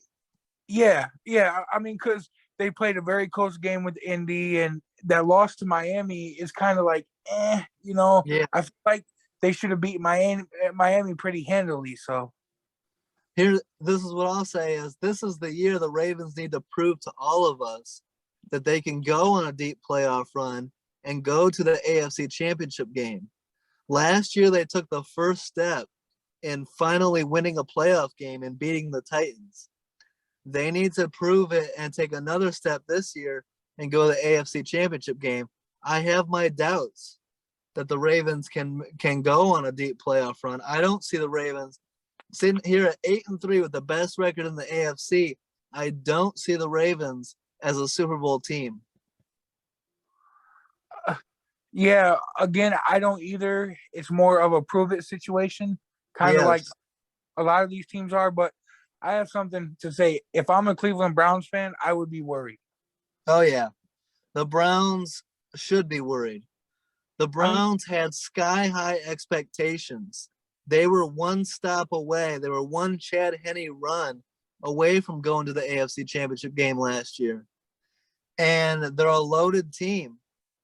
And now they're coming apart at the seams.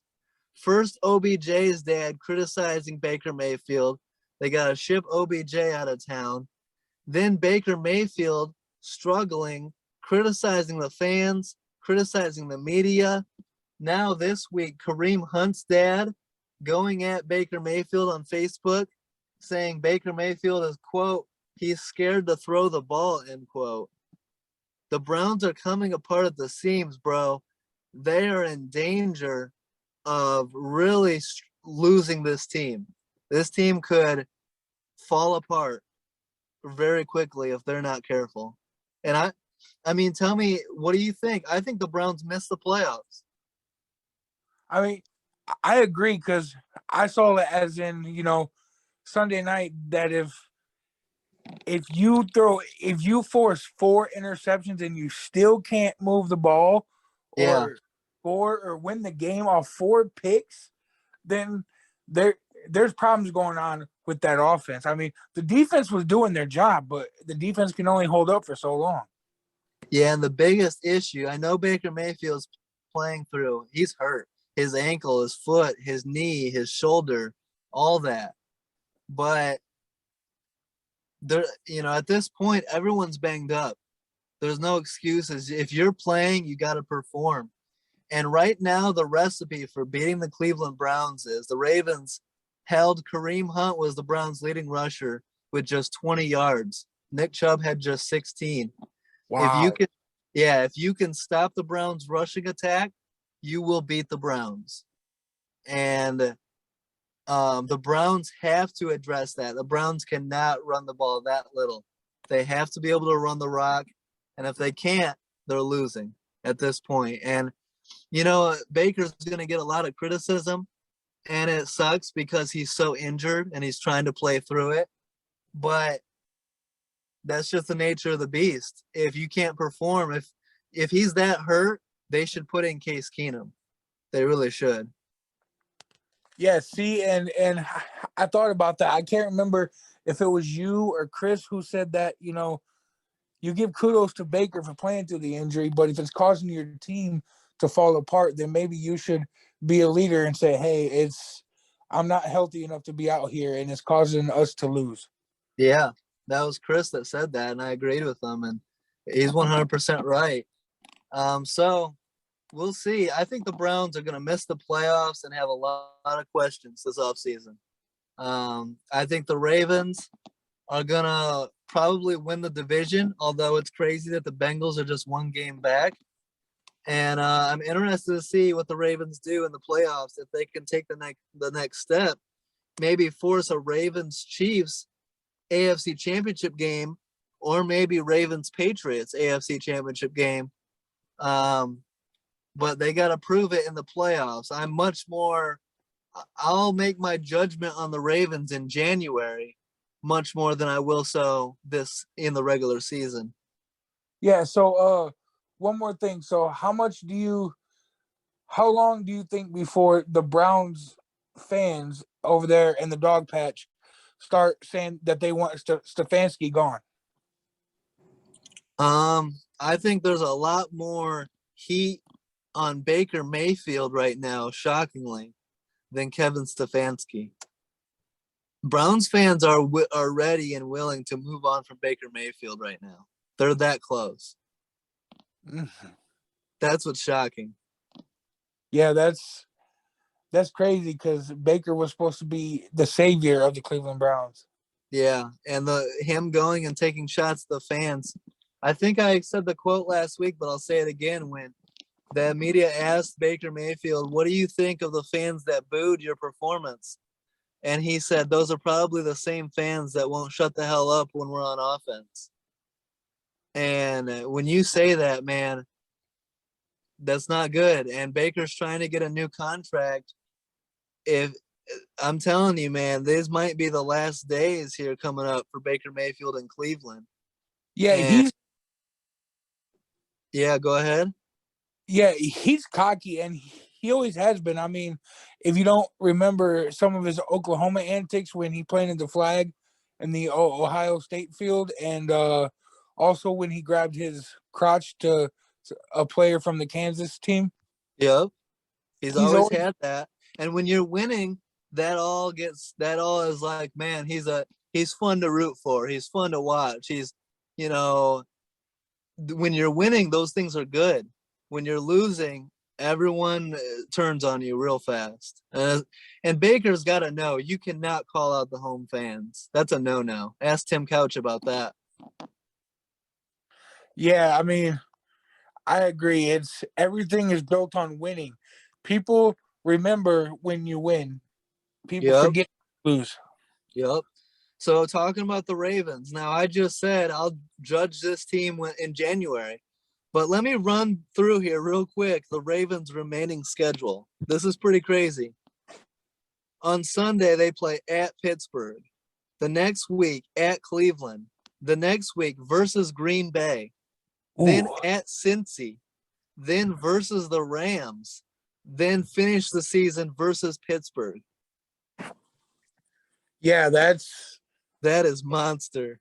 That has to be the best remaining schedule out of any team in the NFL. Yeah, the toughest. So we'll see. I doubt the Ravens have the number one record by the time they get through that. If they come out of that gauntlet with 4 wins out of those teams, then we have to start taking the Ravens serious. Yeah, and so at 8-3, I think you're looking at 12-5, 11-6. So they'll be coming back down to earth, I think, a little bit towards the end of the year. So January, I'm telling you, man, this month of December is going to be so much fun in the NFL. And we're going to keep it coming out. Subscribe to this podcast because we're going to keep the heat coming out every week. It's going to be so much fun. Absolutely. Let's move on to Monday Night Football. Washington beats the Seahawks 17-15. Washington improves to 5-6, second in the NFC East, and Seattle falls to 3-8. If you had told me at the beginning of the season that the Seahawks would be 3-8, going into December, I would be like, what the hell? Like, I wouldn't believe you. What do you think's wrong with Seattle, man?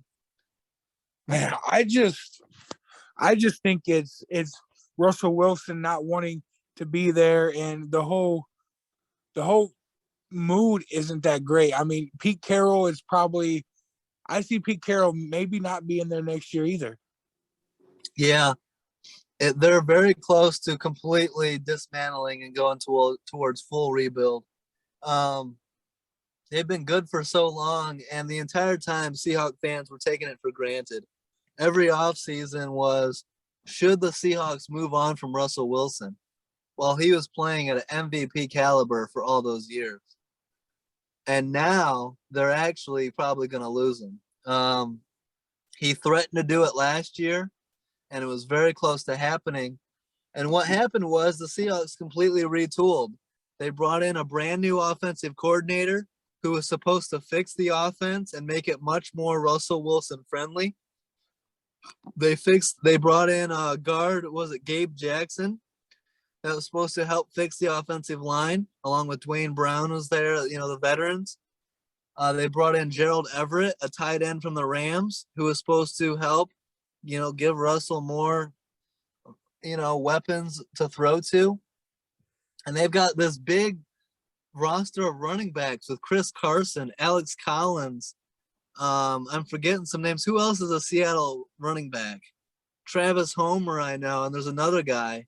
Yeah, man. But they're loaded at running back. Yeah, and Rashad Penny. And they can't get any production out of the running game. And they can't. DK Metcalf went like almost the whole game without a catch last night. They can't scheme anybody open. And even when they do, Russell Wilson is missing throws. And I think he's got the talent to do it. I just think he's struggling after the finger surgery. I think he came back too early from that. But it's just a whirlwind of issues in Seattle, and it's going to end badly. okay, yeah. So my question for you is, you're currently over there. When you go Yes. out, do you hear any buzz about people like any talks about how they feel about the Seahawks? All I know is I listen to the Seattle local ESPN Seattle. I listen to that all the time, and I listen to the callers, and I listen to the local media, and they're dumbfounded. They don't know what to think. They don't know, Shane Waldron was supposed to fix all of this, and they're mad at Pete Carroll. They say that Pete Carroll's too focused on the run, and Pete Carroll's lost his touch, and he's a 70-year-old old man, and the game has passed him by. They've kind of come to terms with the fact, most of them have, that Russell Wilson wants out, and they don't see a lot of good. A lot of the talk is, man, this team is heading towards full rebuild. The defense has looked a lot better the last couple of weeks, but there's not a good talk about the defense either. They wanted Ken Norton Jr., the defensive coordinator, fired. That was the talk for the first half of the season, was fire Ken Norton Jr. And now they're actually playing defense. The offense can't do anything. So I truly believe that the first domino to fall will be Russell Wilson demanding a trade this offseason. And once that happens, Pete Carroll at 70 years old is not going to want to stick around. Russell Wilson's his guy. The second that there's no quarterback, Pete Carroll's out the door, and he might go coach college or something, or take a couple of years off. But so if you lose both Russell Wilson and Pete Carroll, it's a complete rebuild in Seattle. They'll tear it down and start over, in my opinion. Yeah, which is crazy how fast it happened, because Seattle was just contenders not even 2 years ago? Oh yeah, I predicted them to be contenders this year. I had them being contenders last year. A lot can change in a short amount of time in the NFL. And it all started this offseason when Russell Wilson said he wanted out, or hinted, implied that he wanted out. If I get traded, this is where I want to go. That's absolutely said on purpose. And once that happened, it was like, oh man, Seattle's much closer to a complete rebuild than we all thought. And it all starts with a franchise quarterback. You know this. The second a franchise quarterback like Russell Wilson or Aaron Rodgers or even Matthew Stafford wants out, it's a complete rebuild. Matt Ryan in Atlanta, it'll be a complete rebuild. You know what I'm saying? Yeah, and it's crazy to me how we live in an era now where, you know, players can freely say, I don't want to play for you no more, and be traded and actually get what they want. Yeah. It's wild, but it's fun. And the NFL, that's why the NFL is must watch. I mean, it's the same thing like the NCAA transfer portal, you know? Yep. A lot can change in a short amount of time. And you're seeing it right now in college football with these coaches moving. A lot is changing in a short amount of time in Notre Dame, in Oklahoma, in USC and LSU, all over the country. Yeah, this is the most wildest year I've seen in a long time. Yeah. But Let's talk. Go ahead. It's good for, in my opinion, it's good for the game though. Yeah, it's good for us. It's fun to have stuff to talk about. Let's quickly touch on the Washington football team. They improved to 5-6. Do you see them making the playoffs? I don't. I think they're gonna just miss the playoffs. I didn't have a chance to look at their remaining schedule. Do you mind popping that up and letting me know which teams they have left? Yeah. Let's see here. But and then quickly, I want to touch on this. Did you see the end? Did you watch that game last night, the Monday Night Football? I watched it as much as I could. So at the very end of the game, Washington should have kicked a field goal, first of all. I know their kicker was down, but their punter could make a 30-yard field goal. And you kick a field goal, you make it a 2-score game. Instead, they go for it on 4th down and don't convert. So they allow the Seahawks one last shot. So the Seahawks need a touchdown and a 2-point conversion. They get the touchdown, which is crazy. And then they can't convert the 2-point conversion. I believe Russell Wilson should have ran it, but instead he threw it, and it was intercepted. But the wildest thing, you know this, we never see successful onside kicks in the NFL. Never. The rules have made it so slim and so hard to do. So I was pissed last night because the Seahawks actually pulled it off. The Seahawks actually, down 2, converted an onside kick and would have made for a real fun ending to that game. And the NFL instead jumps in and throws a flag on the onside kick and says the Seahawks lined up wrong. Complete bullshit, man. If the NFL claims that they're about entertainment and about ratings and all that, man, it was complete bullshit. It really pissed me off. The NFL, that is not the time to throw a stupid ass ticky-tack flag when you finally get an onside kick recovery. Yeah, it's like something exciting happened, and then they kill the buzz of something that you barely ever see. And man, something's got to be done. Like I said in the previous podcast, the NFL needs to do something. Yeah, and the problem is they won't, because they no, it doesn't affect their ratings. They make their money regardless. It doesn't. People still watch. People love to complain and they don't stop watching. And okay, well, stop giving the players fines for speaking the truth about how they feel. Yeah. It's ridiculous, but we're gonna go on the podcast and absolutely rag on the NFL when they do shit like this. So the NFL gets what they deserve. That was bullshit ending. They shouldn't have thrown the flag, and we all wanted to see the Seahawks, what they were gonna do with that onside kick recovery. Let's go to our Week 13 matchups real quick. Let's end this thing because my batteries are dying out here. Cowboys at Saints on Thursday night with Taysom Hill expected to start. I got Cowboys. What about you? Yep, Cowboys. 6-5 Chargers at the 7-4 Bengals. Really good game on Sunday. I think Chargers. Do you think, or are you going Cincy here? I'm going Cincinnati. I think that they keep the momentum up. Man, 8-4 Bengals. I won't know what to do with myself with that. 5-6 Washington at the 6-5 Raiders. I got Raiders here. Ooh, that's another. That one could go either way, man. Yeah, it absolutely could.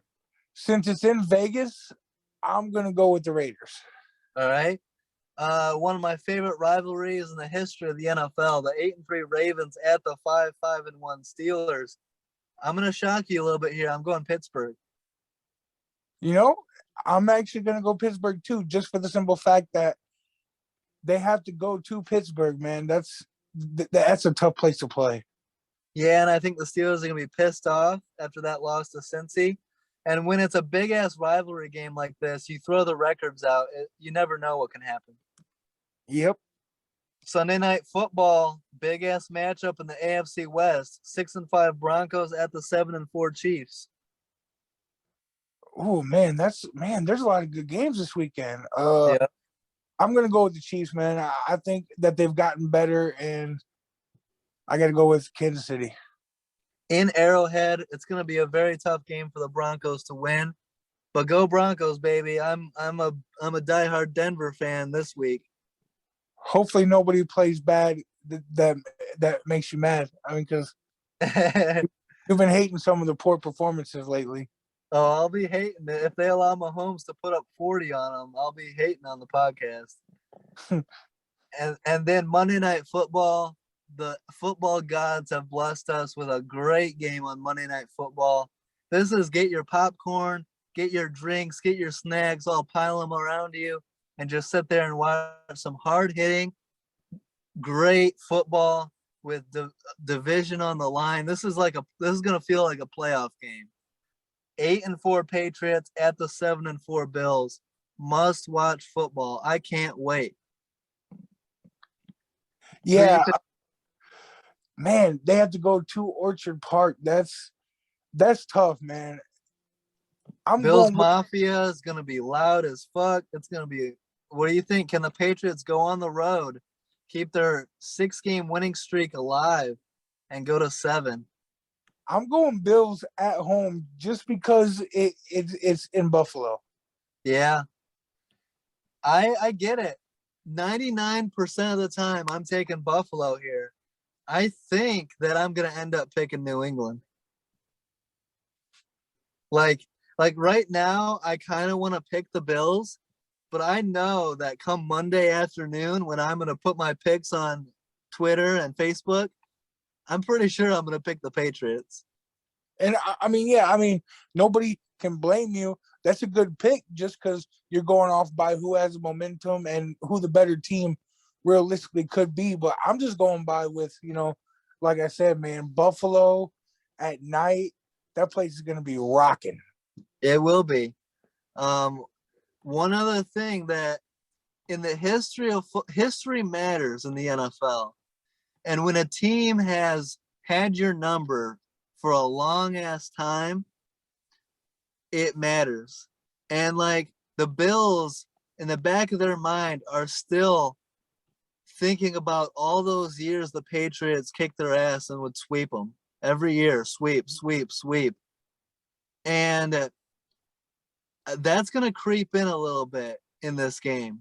And I just think the mad scientist, the evil genius, Bill Belichick, he's got something for him. I'm going to say it right now. I'm going Patriots. I think that they'll find a way to win. And I think the scariest team in the entire league right now is those Patriots, man. Let me say this now. This is the most important game for the Bills, okay? Oh, yeah, 100%. Must win, in my opinion. Yes, for their mental. They need to have that confidence. They need this game. Because they're sitting in their facilities and, they're probably watching the sports networks. Everybody's on the Patriots. Well, guess what? You beat the Patriots, people are going to start talking about the Bills again. And the fact is that the season's coming down to a wire. You're a half game back. You have to win this one at home because what's going to happen in a couple of weeks? You got to go to Foxborough. I think the Patriots are going to win that one. And if you get swept with the division on the line, that's a mental killer. You know what I mean? Yeah, so, I mean, yeah, this is a must-win more for the Bills than it is the Patriots. Absolutely. Yes, I agree 100%. The Patriots can afford to lose this and go and split, like, because then the Patriots will be pissed off and they'll come to play in Foxborough and get the win.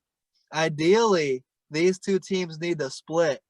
But if New England goes into Orchard Park and wins this, I'm calling a sweep, and the Bills are in trouble. So, yes, must win for the Bills in early December. Playoff type atmosphere, must watch.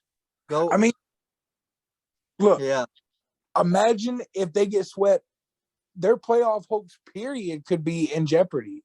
absolutely. Absolutely. It's a tough conference. And you never know. So I can't wait. We're going to be on the podcast next week to talk about, to recap these great games that we just mentioned and all the fun action next week. Hope you guys enjoyed the episode. Don't forget to subscribe, like, leave a comment. Let us know what you think. Stay tuned.